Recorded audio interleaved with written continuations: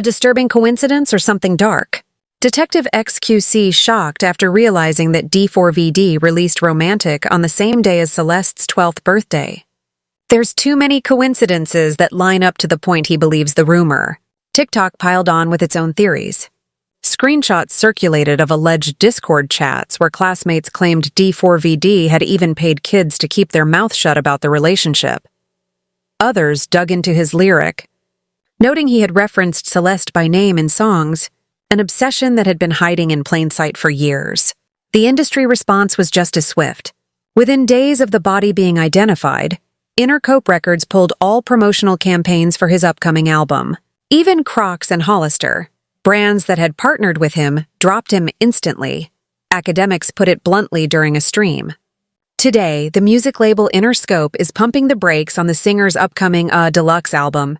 UMG, the Intercope's parent company, Sony Music Publishing, and Washerman, which is an agency, have all paused their music, promotional activities related to the singer out of respect for the seriousness of the situation. From superstar on the rise to industry pariah, D4vd's world collapsed in real time. And this was before his court appearance. Fans weren't just shocked, they were betrayed. How could someone with fame, money, and seemingly endless options choose to entangle himself in something so destructive? But as damning as the tattoos, Discord leaks, and canceled shows were, they were only pieces of a puzzle. The prosecution had something more devastating waiting for court. Details about D4vd and Celeste's relationship that would shatter even the faintest defense. And when the singer finally opened his mouth in front of the judge, he confirmed the darkest suspicion yet. He hadn't just been hiding a relationship, he had been hiding a pregnancy. The more investigators uncovered, the more the story shifted from shocking coincidence to undeniable pattern. What began as whispers of an inappropriate relationship transformed into a mountain of receipts, songs, leaked chats, eyewitness accounts, and even tattoos, all pointing toward a disturbing reality. D4vd was deeply entangled with Celeste long before her disappearance. The music itself became Exhibit A. Fans dug through his catalog, and what they found was chilling. In one unreleased track, he crooned, "Oh, Celeste, girl with my name tatted on her chest." This wasn't metaphor, it was literal. Celeste allegedly bore his name inked onto her body. Another lyric cut even deeper. "Afraid you'll only love me when undressed." It read less like teenage angst and more like evidence of obsession. TikTok commentators hammered the point home. This wasn't just songwriting. This was a breadcrumb trail of a relationship that should never have existed. And then came the date theory. When fans realized Romantic Homicide was released on Celeste's birthday, speculation exploded. Was it a tribute or a taunt? Streamers like XQC treated it as a deliberate clue, while skeptics dismissed it as coincidence. But when you lined up the songs, the tattoos, and the photos, the pattern became harder and harder to ignore. Then came the Discord leaks. Screenshots surfaced showing D4vd chatting with fans about being in a song crisis, only for someone to reply, "Drop the one with the missing girl, Celeste Rivas Hernandez." The date just weeks before her body was discovered. Even more damning were claims from classmates who said D4vd paid off kids at Celeste's school to stay quiet. Allegedly, he would hand them money during trips and ask them not to talk about the relationship. If true, this meant the secret wasn't just known, it was actively covered up. Paying off her friends allegedly so they wouldn't tell on you, dropping songs so your Discord would not snitch on you. Your Discord knowing about all this since 2022. Not everyone was ready to believe it. Some streamers argued that D4vd was being framed, that coincidences were being stacked on each other to build a false narrative. Jason Lewin famously insisted he literally performed the next day. If he was a suspect, police would have been after him. But others weren't so forgiving. M. Dante, reacting to the news live, flatly declared as done. "I'm not going that done." Meanwhile, TikTokers like Kenneth put it even more bluntly. These weren't just armchair theories anymore. By the time the prosecution hinted at pregnancy, the public had already connected the dots. As the chatter grew louder, so did the consequence. D4v's scheduled shows were abruptly canceled. His Seattle concert was scrapped the same day Celeste's name went public. Fans noticed the timing. The cancellation felt less like coincidence and more like panic. By then, Crocs and Hollister had cut ties. Intercope had paused promotions, and sponsors were fleeing like rats from a sinking ship. In a matter of weeks, D4vd went from breakout star to untouchable. What stunned many was how fast the collapse unfolded. One day he was performing in front of packed venues. The next his name was trending alongside murderer. Social media didn't wait for a trial. For the public he was already guilty, but none of that compared to what would happen inside the courtroom. For weeks, speculation swirled. Was this all circumstantial? Would D4vd's lawyers argue that someone else had access to his Tesla? Was he about to walk free despite the avalanche of evidence? And then in a hushed courtroom, he finally spoke. His apology wasn't just an admission of guilt. It was a bombshell that explained everything. He said he killed her because she was pregnant. If this part was about the discovery of the body and the unmasking of their hidden relationship, the next part would be about the unraveling of the truth behind that pregnancy and why it sealed his fate forever. The hidden relationship, songs, tattoos, and a deadly secret. When the prosecution began laying out the timeline, it wasn't just about the body and the Tesla. It was about the years of digital footprints leading up to that moment. To the jury, it looked less like an isolated tragedy and more like a slow-motion train wreck, one everyone on the internet had already predicted. Prosecutors didn't even need to dig that deep. Fans had already scoured his music and uncovered lyrics that practically read like diary entries about Celeste. In one unreleased track, he sang, "Oh, Celeste, the girl with my name tatted on her chest. Smell her on my clothes like cigarettes." Another line was even more explicit in tone, "Afraid you'll only love me when undressed." And in a courtroom where every word mattered, those lyrics hit differently. What once sounded like edgy teenage angst now read like evidence of an inappropriate relationship with a 15-year-old. Fans had always wondered if his songs were autobiographical. Now prosecutors were confirming it. Then came the tattoos. Celeste's right index finger had the word Eshesh inked into it. So did D4vd. Same finger, same style, same placement. Celeste's mother confirmed it herself when pressed by media. She told investigators her daughter had the tattoo and that her boyfriend was named David, the same name as the rising singer. This wasn't just coincidence. It was obsession carved into their skin. But it wasn't only music and tattoos. Discord became the smoking gun. Messages surfaced where classmates hinted that D4vd had been paying off Celeste's peers to keep quiet. Paying off her friends allegedly so they wouldn't tell on you. Dropping songs so your Discord would not snitch on you. Your Discord doing about all this since 2022. Some saying early 2021 is very, very telling. Even more incriminating were Discord screenshots referencing her by name. In one, a user responded to D4vd complaining about music struggles. Drop the one with the missing girl, Celeste Rivas Hernandez. That wasn't speculation. That was evidence of a hidden relationship that the internet already knew about. And then came the most chilling theory of all. During a live stream, XQC dropped a bombshell. The release date of D4vd's biggest hit, Romantic Homicide, was the same as Celeste's 12th birthday. Coincidence? Maybe. But as prosecutors argued, how many coincidences does it take before a pattern becomes undeniable? Release dates, lyrics, tattoos, Discord chatter, each on their own could be explained away, but stacked together they painted a damning picture. Perhaps the most heartbreaking piece came from Celeste's own mother. In Spanish, she told reporters that her daughter had a boyfriend named David. She never met him, but she remembered the last time she saw her daughter alive. She was leaving to meet David. She also confirmed the tattoo. The ink on her daughter's finger was not random. She said it was part of her relationship with him. When that detail matched what detectives found on the body, the family's worst fears were confirmed. That testimony ripped through the courtroom. It wasn't an online rumor. It wasn't a TikTok theory. It was a grieving mother pointing directly at the man now standing trial. Despite all this, a sliver of the internet clung to denial. Some argued that someone else could have accessed his Tesla. Others claimed that pictures of him with Celeste were doctored. But that defense crumbled when prosecutors produced verified FaceTime screenshots. There she was staring into the camera alongside D4vd. Not an edit, not a rumor. Proof. And yet, the prosecution wasn't done. They hinted at something more explosive than tattoos and Discord logs. A motive that explained why this relationship, already taboo and illegal, turned deadly. By the time D4vd opened his mouth in court, the world finally learned what that motive was. Celeste had been pregnant, and rather than face the consequences, he silenced her forever. As the case snowballed, the divide between believers and deniers became impossible to ignore. On one side were fans clinging to the idea that David was being set up, that the internet had manufactured a villain out of circumstantial evidence. On the other were those who felt the evidence was overwhelming, that every lyric and every leaked screenshot was a confession hiding in plain sight.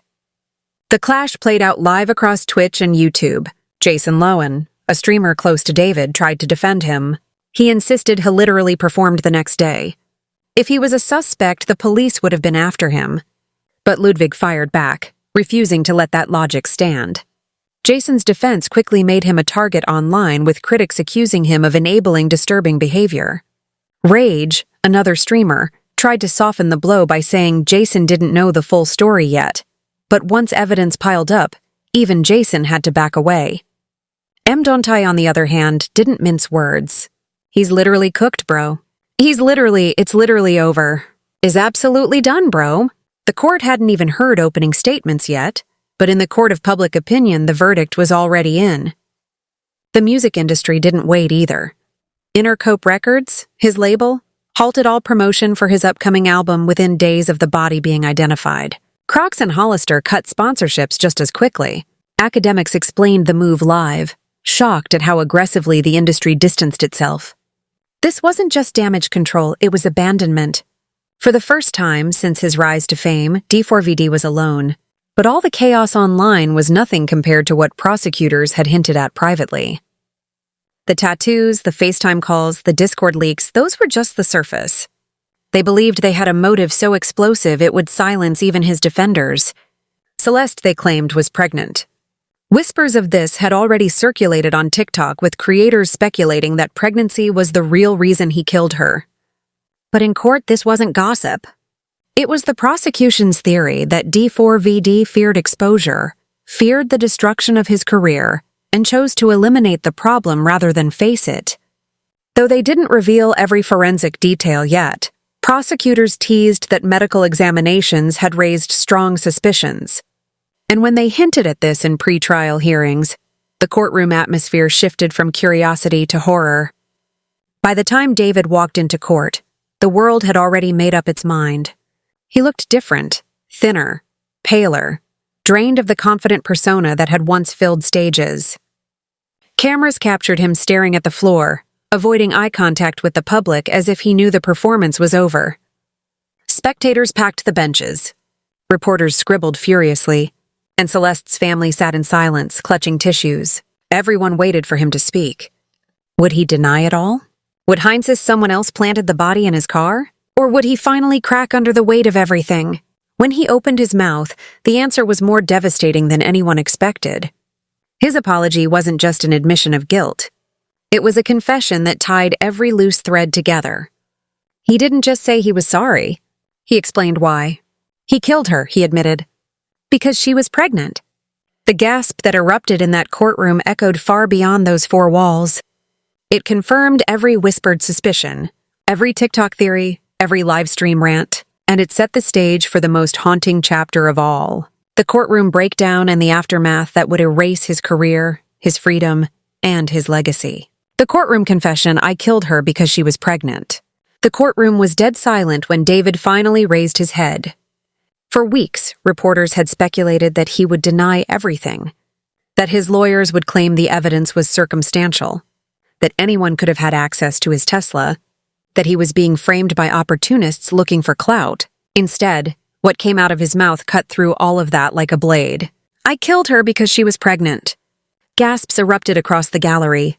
Celeste's mother clutched her chest, tears spilling down her face as the words landed like daggers. The judge banged his gavel for order, but no one in that room would ever forget what they had just heard. David's voice cracked as he tried to explain. He spoke about fear, about shame, about the weight of a secret he believed would destroy everything he had built. He said he never intended for things to go that far, that he panicked when he learned Celeste might be carrying his child. His words weren't eloquent. They weren't rehearsed. They spilled out like the unraveling of a man who had carried a lie too long. I was scared. I was selfish. I didn't know what else to do. His lawyer sat stone-faced, unable to reel back what had already been confessed. To the jury, to Celeste's family, to the millions following online. It sounded less like remorse and more like confirmation of the darkest theory that he valued his career more than the life of a 15-year-old girl. The most gut-wrenching moment came when Celeste's mother cried out in Spanish from the gallery, "Asesino, mataste, murderer, you killed my daughter." The courtroom guard had to steady her as she collapsed into sobs. Her words pierced through the legal jargon and the procedural order. This wasn't just a case. It was a mother demanding justice for her child. Reporters scribbled down every word. Some even cried themselves. The raw humanity of that moment made the tragedy impossible to intellectualize.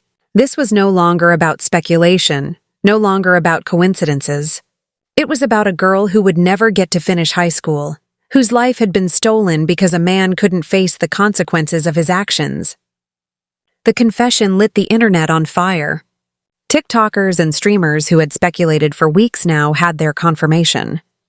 Clips of his apology spread within minutes, racking up millions of views. After regaining order, the judge addressed the courtroom. "This is a tragedy on every level. But let us be clear. No fear, no shame, no career is worth the life of a child." The words hung heavy, a reminder that while the internet treated this like a spectacle, a 15-year-old was gone forever. The judge's rebuke added weight to what prosecutors already framed as a crime of selfishness. David had not acted out of passion, they argued, but out of cowardice. What made this confession even more haunting was the timing. David had been on the cusp of superstardom, sold-out shows, brand deals, a deluxe album about to drop. And yet, within seconds of his apology, it all crumbled. This wasn't just a fall from grace. It was an implosion. The same songs that once earned him fame now read like chilling evidence. The tattoos that once branded him edgy now connected him to a child victim. His entire identity had become inseparable from the crime. Internet, unforgiving as ever, declared him finished. No redemption arc, no comeback, just the permanent stain of his own words. But the confession was only the beginning. What came next? The sentencing arguments, victim impact statements, the industry's response, and the broader conversation about predatory behavior in entertainment would cement this case as one of the most infamous in music history. David's apology answered the question of guilt, but the fallout would raise even bigger questions about how a star could get this far while hiding such darkness in plain sight. The confession may have sealed the case, but it didn't end the story. What followed in the courtroom was equally devastating. The voices of those left behind and the hammer of a justice system determined to send a message. Prosecutors wasted no time. They argued that this was not a crime of passion, but of calculation. David had opportunities to walk away, to seek help, to face the consequences of his relationship with Celeste. Instead, they said he chose the most selfish and destructive path possible. This was about preserving his career. The prosecutor thundered. A young girl's life was worth less to him than a record deal. The defense, scrambling after his confession, tried to paint him as a panicked young man overwhelmed by fame. They spoke of his mental health, his age, his immaturity. But to the jury and to Celeste's family, those words felt hollow. Then came the most emotional moment of the trial. Celeste's mother addressed the court, her voice breaking as she described the pain of losing her daughter. She wanted to be a teacher. She loved to draw. She was only 15, and he took that from her. Other relatives echoed her grief, speaking of birthdays that would never be celebrated and dreams that would never be realized. The gallery wept openly, and even the judge appeared shaken. Every word drove home the reality that this wasn't just a case about a fallen star. It was about a child who should have had her whole life ahead of her. Outside the courtroom, the fallout was relentless. Intercope formally dropped him from their roster. Crocs and Hollister scrubbed any trace of their partnerships. Festivals that had booked him quietly replaced his name with other acts. The entertainment world moved on without him as if he had never existed. His Spotify numbers plummeted. YouTube comments filled with disgust. And TikTok